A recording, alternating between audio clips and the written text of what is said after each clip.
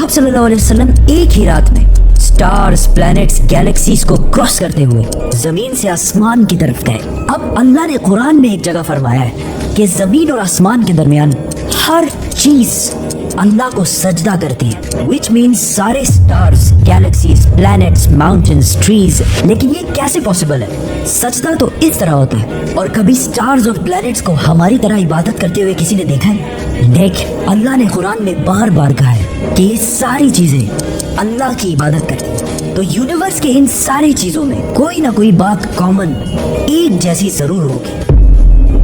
आज से बहुत साल पहले पूरी दुनिया का ये ख्याल था कि जमीन, अर्थ ही दुनिया का सेंटर है और जमीन तो साकिन है बेटा, जमीन रोटेट करती ही नहीं है, जमीन गर्दिश नहीं करती। लेकिन आज से 400 साल पहले गैलीलियो, जो एक इटालियन साइंटिस्ट है, उसने दो लेंसेज को अलाइन करके रखा तो उसे पता चला कि ऐसे करने से दूर की चीजों को करीब से देखा जा सकता है। छोटे लेवल पर टेलीस्कोप्स दुनिया में पहले भी मौजूद थे, लेकिन इन्हें सिर्फ फौजी और समुद्री सफरों में यूज किया जाता था। लेकिन गैलीलियो ने इसी टेलीस्कोप को इम्प्रूव करके इंसानों की तारीख में पहली दफा इसका रुख आसमान की तरफ किया, जिससे उसने दुनिया से पहली बार सूरज और चांद को बिल्कुल करीब से देखा।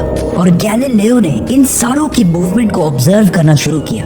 1300 दुनियाओं को अगर मिला लिया जाए, इससे एक जुपिटर बनता है। गैलीलियो ने देखा कि ये भी बाकी प्लैनेट्स की तरह गोल है, लेकिन जुपिटर के ऊपर जो लाइट है वो महीने के डिफरेंट दिनों में बिल्कुल बदल रही है। और उसने देखा कि वीनस और सैटर्न का भी यही हाल है। अब ये सब कुछ तभी पॉसिबल था कि अगर ये सारी चीजें सूरज के गिर्द घूम रही हो, दुनिया के नहीं। गैलीलियो ने ये बातें पूरी दुनिया को बताई कि यूनिवर्स का सेंटर दुनिया नहीं बल्कि सूरज है। लेकिन इस बात को सुनकर यूरोप के सारे चर्चेस उसके दुश्मन बन गए, क्योंकि उस जमाने के पोप का ये ख्याल था कि जमीन ही यूनिवर्स का सेंटर है। और सिर्फ पोप का नहीं, पूरी दुनिया का ये ख्याल, जमीन तो साकिन है। जिसकी वजह से गैलीलियो को चर्च से ये सजा मिली कि वो हमेशा के लिए घर में बंद कर दिया जाएगा। लेकिन गैलीलियो ने अपना काम जारी रखा और उसकी इन रिसर्चेस को बाद में पूरी दुनिया ने माना। इवन पोप ने भी गैलीलियो के मरने के 350 साल बाद पूरी दुनिया के सामने उससे माफी मांगी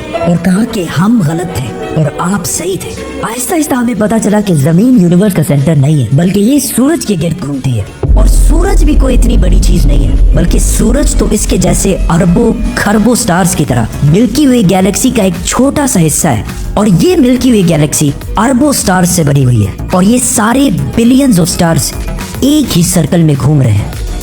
हम तो सूरज के गिर्द घूम रहे हैं, तो सूरज जैसे अरबों खरबों स्टार्स मिलकर किसके गिर्द घूम रहे हैं? Super massive black hole. Have a supermassive black hole at their center.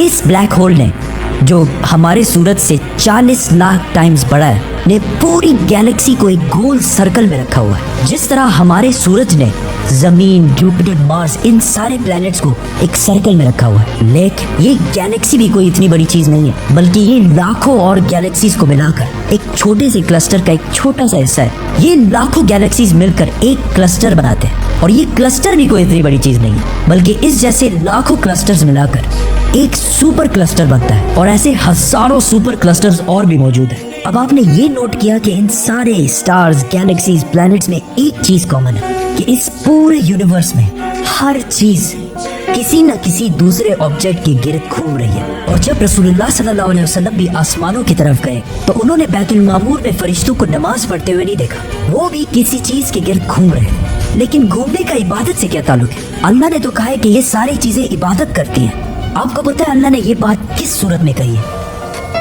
सूरह हज में। हज में मुसलमान पूरी दुनिया से इस्लाम की सबसे मुकद्दस और होली जगह काबा के पास जाते हैं और बार बार इसके गिर्द घूमते हैं। अब इस सर्कल करने का मतलब क्या है? जब मुसलमान काबा के गिर्द घूमता है तो वो उस वक्त अकेला नहीं घूम रहा होता, बल्कि चांद, प्लैनेट, स्टार्स, गैलेक्सीज, क्लस्टर्स सारों के साथ एक ही इबादत में शामिल हो जाता है। तो ये सारी चीजें हमारी तरह इबादत नहीं करती, बल्कि हम मक्का जाकर इनकी तरह इबादत करते हैं। लेकिन इस आयत में तो लिखा है कि ये सारी चीजें अल्लाह को सजदा करती है। सजदा का मतलब सिर्फ हमारे वाला सजदा नहीं है, बल्कि अल्लाह के निजाम के मुताबिक चलने को भी सजदा कह सकते हैं।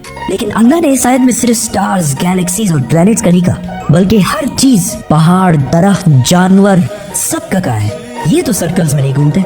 आज से हजारों साल पहले एंशियंट ग्रीस में ये कॉन्सेप्ट बना कि कायनात की हर चीज एक बहुत ही छोटे पार्टिकल एटम से बनी हुई है, जिसको फिर 2000 साल तक पूरी दुनिया भूल गई। लेकिन आज से 200 साल पहले इस कॉन्सेप्ट पर रिसर्च दोबारा शुरू हुई और साइंसदानों की रिसर्च से पता चला कि एटम सबसे छोटा पार्टिकल नहीं है, बल्कि इसके अंदर और भी पार्टिकल्स हैं, जैसे प्रोटॉन्स, न्यूट्रॉन्स, इलेक्ट्रॉन्स।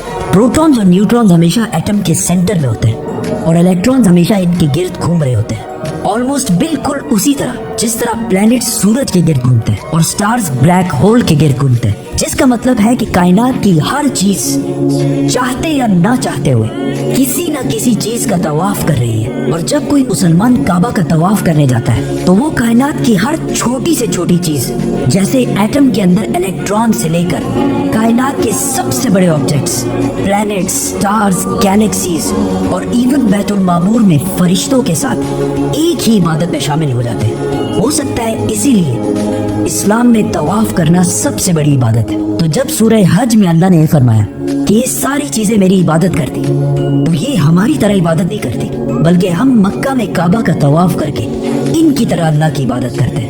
लेकिन इन सारी चीजों का तवाफ करने का एक फिक्स टाइम है और जैसे ही ये टाइम पूरा होगा तब हर शख्स मालूम कर लेगा कि वो क्या लेकर आया है। सब्सक्राइब।